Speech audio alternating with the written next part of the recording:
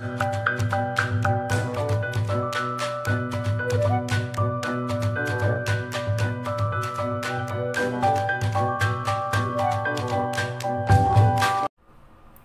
students, in this video lecture we will discuss about some other information in chemical equation.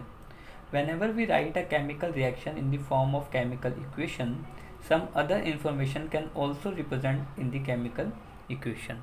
Or we can also say that to make a chemical equation more informative, the physical state of the reactant and product are mentioned along with their chemical formulae.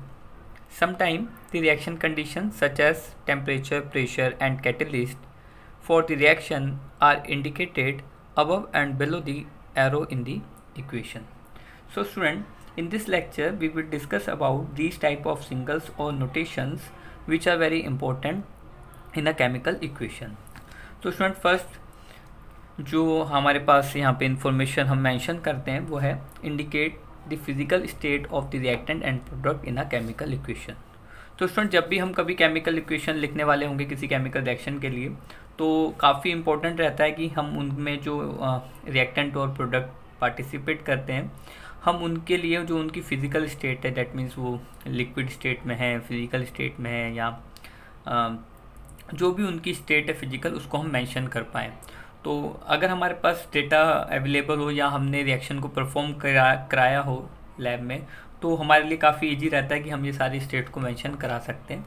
और कभी कभी हमको ये known होती हैं जब हम book से कभी डिस्कशन करते हैं तो हमारे पास अवेलेबल होता है। तो to make the chemical equation more informative the physical state of reactant and product are mention along with their chemical formulae, following single symbols are use in indicated different. तो friend solid state is indicated by the notation symbol S. तो कभी भी जब हमको किसी reactant या product के लिए हमको मेंशन करना है उसकी फिजिकल स्टेट को और वो फिजिकल स्टेट सॉलिड हो तो हम एस का यूज़ करते हैं और उस एस को सफिक्स में लिखते हैं। जैसे हमने यहाँ पे एग्जांपल दिया है Fe, सपोज दैट आयरन किसी रिएक्शन में पार्टिसिपेट कर रहा है और वो सॉलिड स्टेट में अवेलेबल है तो हम उसकी स्टेट को मेंशन करने के लिए इस तरीके से एस को लिखेंगे उसके साथ में। ठीक इसी तरीके से अगर हम बात करें लिक्विड की तो liquid state is indicated by the notation symbol L. तो जैसे H2O है, अगर लिक्विड स्टेट में हम पार्टिसिपेट करा रहे हैं किसी कंपाउंड को तो उसके लिए हम क्या सफिक्स यूज़ करेंगे L का। तो L स्मॉल l से हम क्या कर सकते हैं उसकी जो लिक्विड स्टेट है उसको मेंशन कर सकते हैं। ठीक इसी तरीके से अगर किसी रिएक्शन में एक्वस हमने सॉल्यूशन फॉर्म कर रखा है वाटर में किसी कंपाउंड का तो aqueous state is indicated by the notation symbol AQ। तो अगर हमने suppose that NaOH sodium hydroxide को डिज़ोल्व किया है वाटर में तो उसके लिए जो हम सिंबल यूज़ करेंगे वो हम करेंगे एक्वस। AQ का मतलब हो गया एक्वस। तो स्टूडेंट यहाँ पे थोड़ा सा कन्फ्यूज़न क्रिएट हो जाता है लिक्विड स्टेट और एक्वस स्टेट में। बेसिकली दोनों ही जो हमारे पास स्टेट्स हैं वो लिक्विड ही हैं एक तरीके से देखा जाए। बट यहाँ पे आपको ध्यान रखना अगर हमारे पास कोई प्योर कंपाउंड है और वो प्योर कंपाउंड अपनी लिक्विड स्टेट में है तो हम सिंबल जो है L का यूज़ करते हैं। और अगर हमने सॉल्यूशन प्रिपेयर कर रखा है और सॉल्यूशन वाटर में प्रिपेयर किया हमने स्पेशली तो सॉल्वेंट वाटर होना चाहिए हमारा, तो ऐसी कंडीशन में जो हमारे पास मिक्सचर क्रिएट होगा या सॉल्यूशन जो क्रिएट होगा वहाँ पे हम एक्वस का यूज़ करेंगे, AQ का यूज़ करेंगे। तो काफ़ी कन्फ्यूजन क्रिएट हो जाता है स्टूडेंट। कभी कभी जो सॉल्यूशन हम प्रिपेयर करते हैं वो लिक्विड स्टेट में आपको दिख रहा होता है तो आप लिक्विड भी लिख देते हैं कुछ लोग, बट ऐसा नहीं है। लिक्विड आप तभी लिखेंगे जब आपके पास प्योर हो। तो जैसे मान लीजिए हमने NH3 अमोनिया ले रखा है किसी रिएक्शन में और वो लिक्विड स्टेट में तो हम उसके लिए L यूज़ करेंगे। बट जैसे हमने सॉल्यूशन NaCl मान लीजिए हमने सॉल्ट को वाटर में डिज़ोल्व किया है और NaCl का हमने सॉल्यूशन प्रिपेयर किया है तो इसके लिए हम सिंबल का यूज़ करेंगे एक्वस। इसी तरीके से अगर कोई हमारे पास रिएक्टेंट या प्रोडक्ट गैसीय स्टेट में प्रेजेंट है तो उसके लिए हम सिंबल G का यूज़ करेंगे या फिर अपवर्ड एरो का भी हम यूज़ कर सकते हैं। जैसे हमने यहाँ पे H2 को रिप्रेजेंट किया है, H2 गैस फॉर्म में रिप्रेजेंट है तो इस तरीके से भी लिख सकते हैं या फिर हम इसको इस तरीके से भी मेंशन कर सकते हैं। स्टूडेंट यहाँ पे भी एक चीज़ आपको ध्यान रखनी है, बेसिकली जो ये साइन है अपवर्ड डायरेक्शन में ये मेनली तब आप यूज़ करेंगे जब आपके पास प्रोडक्ट साइड में गैस फॉर्म हो रही हो या हम कहें कि किसी रिएक्शन मिक्सचर में से गैस इवोल्व हो रही हो तो ऐसी कंडीशन में आप इस साइन का यूज़ करेंगे। बट अगर आपने रिएक्टेंट ही गैस फॉर्म में लिया है तो आप इस साइन को यूज़ ना करें, उस टाइम पे आपका ये वाला साइन ज़्यादा बेटर रहता है। तो जब प्रोडक्ट साइड में हमारे पास गैस इवॉल्व होती है रिएक्शन मिक्सचर में से तो आप इस साइन को यूज़ कर सकते हैं। बट अदरवाइज आप जी को यूज़ करेंगे। ठीक इसी तरीके से अगर वेपर स्टेट में है हमारे पास कोई रिएक्टेंट या प्रोडक्ट, तो उसके लिए हम स्मॉल वी का यूज़ करेंगे। इसी तरीके से H2V। तो गैस और वेपर में भी ज़्यादा डिफरेंस नहीं है, जहाँ पे आपके पास मेंशन किया जाएगा कि वेपर स्टेट फॉर्म हो रहा है या आपको कोई रिएक्शन प्रोसीजर में वेपराइजेशन स्टेप मेंशन होगा, वहीं पे आप वी को मेंशन करेंगे, अदरवाइज आप गैस से ही उसको रिप्रेजेंट करेंगे। ठीक इसी तरीके से हमारे पास एक जो लास्ट है वो है precipitate. Precipitate is indicated by the notation symbol downward arrow. तो जो कभी हमारे पास आप जब रिएक्शन को परफॉर्म करेंगे लैब में, तो आप ऑब्जर्व करेंगे कि काफ़ी बार ऐसा होगा कि हम दो लिक्विड को मिक्स करेंगे या एक्वस सॉल्यूशंस को मिक्स करेंगे, और हमारे पास क्या होगा, इस तरीके से सपोज दैट हमारे पास एक बीकर हो और हम इसमें क्या करें, दो अलग अलग एक्वस सॉल्यूशंस को मिक्स करें, और थोड़ी देर बाद आप क्या इसमें ऑब्जर्व करेंगे कि आपके पास यहाँ पे इसमें सॉलिड पार्टिकल्स इस तरीके से आपके पास यहाँ पे नीचे सेटल डाउन हो जाएंगे। तो ये जो सॉलिड फेज जनरेट हुआ है इसको आप क्या कहते हैं, प्रेसिपिटेट। शॉर्ट में आप इसको पीपीटी भी लिख सकते हैं। तो जब भी कभी रिएक्शन में आपके पास पीपीटी फॉर्म हो, जैसे हमने यहाँ पे एक रिएक्शन को कंसीडर कर रखा है, सोडियम सल्फेट जब रिएक्ट करता है बेरियम क्लोराइड के साथ, तो बेरियम सल्फेट का पीपीटी क्रिएट होता है, जिसको हमने ये देखिए यहाँ पे डाउनवर्ड एरो के साथ मेंशन किया है। और NaCl हमारे पास स्टिल वाटर में डिजॉल्व रहता है, डेट मीन्स एक्वस फेज में रहता है, तो AQ।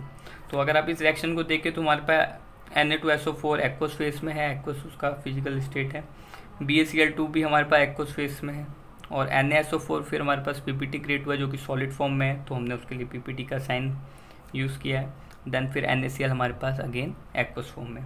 तो स्टूडेंट इस तरीके से हम क्या करते हैं, जो इनकी फिजिकल स्टेट्स हैं रिएक्टेंट और प्रोडक्ट की, इनको हम मेंशन करते हैं ये डिफरेंट सिंबल्स की हेल्प से। सो जो नेक्स्ट इन्फॉर्मेशन में काफ़ी इंपॉर्टेंट होती है किसी रिएक्शन में, वो है to indicate the heat change in a chemical equation. काफ़ी सारी रिएक्शन हमारे पास हैं ऐसी जहाँ पे आप देखेंगे कि हमको हीट की रिक्वायरमेंट होती है, या काफ़ी सारी रिएक्शंस ऐसी होती हैं जहाँ पे हमको हीट ऑब्जर्व होती है। अगर आप कंबशन रिएक्शन को कंसीडर करें तो आपको बहुत ज़्यादा अमाउंट में हीट अवेलेबल होती है जब आप रिएक्शन को परफॉर्म करते हैं। तो किस तरीके से हम ये बता पाएंगे कि हीट सिस्टम ऑब्जर्व कर रहा है, डेट मीन्स रिएक्शन ऑब्जर्व कर रही है, या फिर हीट प्रोवाइड कराई जा रही है रिएक्शन के थ्रू। तो इन इंडिकेशन के लिए भी आप सिम्बल्स का यूज़ करते हैं। तो बेसिकली हम हीट के बेसिस पे रिएक्शन को दो पार्ट में डिवाइड करते हैं, एक एंडोथर्मिक और दूसरा exothermic. Endothermic basically reaction in which heat is observed by the reactant are known as endothermic reaction. In this case heat is represented as reactant. तो स्टूडेंट ऐसी रिएक्शन जिनको परफॉर्म करने के लिए आपको हीट रिक्वायर्ड हो, आपको हीट देनी पड़े रिएक्टेंट को, तो उन रिएक्शन को आप एंडोथर्मिक कहते हैं। और ऐसी कंडीशन में हीट को क्या करते हैं आप रिएक्टेंट साइड पे लिखते हैं। तो अगर किसी रिएक्शन में रिएक्टेंट साइड पे हीट मेंशन है तो इसका मतलब ये होगा कि उस रिएक्शन को कराने के लिए हमको क्या करना पड़ेगा, हीट देनी पड़ेगी रिएक्शन सिस्टम को। ठीक इसी तरीके से अगर हम एंडोथर्मिक रिएक्शन की बात करें तो reaction in which heat is involved are known as exothermic reaction. In this case heat is represented as product. तो जो हमारे पास एक्सोथर्मिक रिएक्शंस हैं उनमें क्या करते हैं हम लोग, हीट को एज अ प्रोडक्ट हम कंसीडर करते हैं, हम वहाँ पे एज अ प्रोडक्ट के फॉर्म में उसको मेंशन करते हैं। तो अगर आप यहाँ पे देखें इस एग्जांपल को, तो H2 + O2 gives H2O + heat. यहाँ पे हीट अगर आप देखें तो प्रोडक्ट साइड पे मेंशन किया है, दैट मीन्स इस रिएक्शन जब ये रिएक्शन परफॉर्म होगी तो हीट इवॉल्व होगी, जो रिएक्शन सिस्टम है वो हमको हीट प्रोवाइड करवाएगा। तो ऐसी रिएक्शन को हम एक्सोथर्मिक कहते हैं। जो लास्ट हमारे पास इम्पॉर्टेंट फीचर है किसी रिएक्शन का, रिएक्शन इक्वेशन का, वो है to indicate the condition in which a reaction take place. तो स्टूडेंट ये भी काफ़ी इंपॉर्टेंट होता है कि हमको बताना होता है कि जो रिएक्शन परफॉर्म होगी वो किन कंडीशन में परफॉर्म होगी। हमको टेम्परेचर कितना रखना पड़ेगा, प्रेशर कैसा रखना पड़ेगा, या फिर कोई कैटलिस्ट हमको यूज़ करना है क्या नहीं करना है। तो reaction condition such as temperature, pressure and catalyst also indicate in a chemical equation. These condition are represented as above and below the arrow.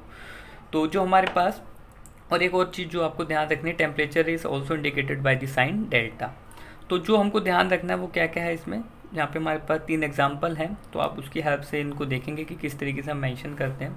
तो पहला एग्जाम्पल है CO कार्बन मोनोऑक्साइड जो कि गैस फॉर्म में है, +2H2 यानी कि hydrogen gas जो कि गैस फॉर्म में है, 340 atm। दैट मीन्स यहाँ पे हमको प्रेशर अराइज करना पड़ेगा। इन दोनों रिएक्टेंट को एक चैम्बर में आप सपोज कर सकते हैं हमने कैप्चर किया, देन उस सिलेंडर में हमने क्या किया, प्रेशर अराइज किया, कितना, 340 atm का। तो ऐसी कंडीशन जब हम प्रिपेयर करेंगे कि कार्बन मोनोऑक्साइड और हाइड्रोजन गैस को एक चैम्बर में फिल करें और प्रेशर अराइज करें हम 340 atm का, तो हमारे पास रिएक्शन परफॉर्म होगी जिससे हमारे पास CH3OH मेथनॉल प्रिपेयर हो जाएगा, जो कि लिक्विड स्टेट में। तो ये रिप्रेजेंट कर रहा है, यहाँ पे एरो पे जो हमने लिखा है ये रिप्रेजेंट कर रहा है प्रेशर कंडीशन जो हमने राइज किया है उसको। ठीक इसी तरीके से अगर हम नेक्स्ट रिएक्शन को देखें तो 6CO2 carbon dioxide plus water, sunlight की प्रेजेंस है, क्लोरोफिल की भी प्रेजेंस है, और हमारे पास देन ग्लूकोज फॉर्म हो रहा है C6H12O6 plus 6O2, oxygen gas form हो रहा है और वाटर फॉर्म हो रहा है। तो ये एक रिएक्शन है जहाँ पे हम ये बता रहे हैं कि जो ये क्लोरोफिल है ये as a catalyst. Student, catalyst basically ऐसे कंपाउंड्स होते हैं जो रिएक्शन पाथ को बदल देते हैं, या फिर हम ऐसे कह सकते हैं कि ऐसे कंपाउंड जो रिएक्शन को परफॉर्म कराने में हेल्प करें उनको हम कैटलिस्ट कहते हैं। तो यहाँ पे कैटलिस्ट हमने रिप्रेजेंट कर रखा है क्लोरोफिल जो है, और सनलाइट आप कह सकते हैं कि हमने जो लाइट है उसको रिप्रेजेंट किया है। तो लाइट को भी रिप्रेजेंट करने के लिए, सनलाइट को रिप्रेजेंट करने के लिए हम Hμ का भी यूज़ करते हैं। आपको ये भी ध्यान रखना है, हम सनलाइट की जगह Hμ भी लिख सकते हैं। तो ये भी एक हमारे पास सिंबल है जो रिप्रेजेंट करता है सनलाइट को। जैसे हीट डेल्टा से रिप्रेजेंट करते हैं, ठीक इसी तरीके से Hμ से हम लाइट को, सनलाइट को या फोटोन्स को रिप्रेजेंट करते हैं। ठीक इसी तरीके से अगर हम नेक्स्ट एग्जाम्पल को देखें, CaCO3 लाइमस्टोन कैल्शियम कार्बोनेट को जब हम हीट करते हैं तो CO कैल्शियम ऑक्साइड प्रिपेयर होता है और CO2 गैस इवॉल्व होती है। यहाँ पे गैस स्टेट बता रखा है, CO की स्टेट बता रखी है फिजिकल, और CaCO3 की भी सॉलिड स्टेट हमारे पास अवेलेबल है। तो ये जो डेल्टा का साइन है ये स्टूडेंट हीट को रिप्रेजेंट कर रहा है। इस रिएक्शन को परफॉर्म करने के लिए हमको क्या है, हीट रिक्वायर्ड है। तो इस तरीके से हम किसी केमिकल इक्वेशन में इन सारी इन्फॉर्मेशन को मेंशन कर सकते हैं। जैसा आपने देखा फिजिकल स्टेट को सिंबल्स की हेल्प से, और देन उसके बाद हीट जो इवॉल्व हो रही है एक्सोथर्मिक है एंडोथर्मिक है उसको, और फिर लास्ट में आपने देखा कि हम टेम्परेचर और प्रेशर और कैटलिस्ट को भी रिप्रेजेंट करते हैं। एक लास्ट जो आपको इम्पोर्टेंट पॉइंट स्टूडेंट ध्यान रखना है इसमें, वो ये है कि एक हीट हमारे पास जो रिएक्शन में ऑब्जर्व होती है या हम देने पड़ती है, जैसे हमने एंडोथर्मिक और एक्सोथर्मिक को कहा, और एक हमारे पास यहाँ पे हीट की प्रेजेंस है। ये दोनों स्टूडेंट डिफरेंट फिनोमिनास हैं। हीट की प्रेजेंस होने का मतलब ये नहीं है कि रिएक्शन एंडोथर्मिक होगी या एक्सोथर्मिक होगी। इसका मतलब सिर्फ इतना है कि हमको एक एप्रोप्रिएट टेम्परेचर चाहिए, जहाँ तक हम उस टेम्परेचर तक हम रिएक्टेंट को लेके जाएंगे तब रिएक्शन होगी। हो सकता है कि हमें टेम्परेचर देना पड़े किसी को, किसी एक पर्टिकुलर टेम्परेचर पे ही रिएक्शन होती हो और वो स्टिल एक्सोथर्मिक हो, हमें काफ़ी ज़्यादा अमाउंट में हीट ऑब्जर्व होता हो। तो ऐसा ज़रूरी नहीं होता कि जहाँ पे हम टेम्परेचर का साइन रिप्रेजेंट करते हैं वो एक्सोथर्मिक रिएक्शन हो। काफ़ी बार स्टूडेंट्स ऐसा कंसीडर कर लेते हैं कि हमने हीट साइन दिखाया तो वो एक्सोथर्मिक है, बट ऐसा नहीं होता है। ये कम्प्लीटली डिफरेंट फिनोमिना है, एक्सोथर्मिक एंडोथर्मिक होना और टेम्परेचर की प्रेजेंस होना वो एक अलग डिफरेंट फिनोमिना है। सो स्टूडेंट, ये था हमारा आज का लेक्चर। आई होप आपके काफ़ी कन्फ्यूजन दूर हुए होंगे। We will discuss some other topic in our next lecture. Thank you very much.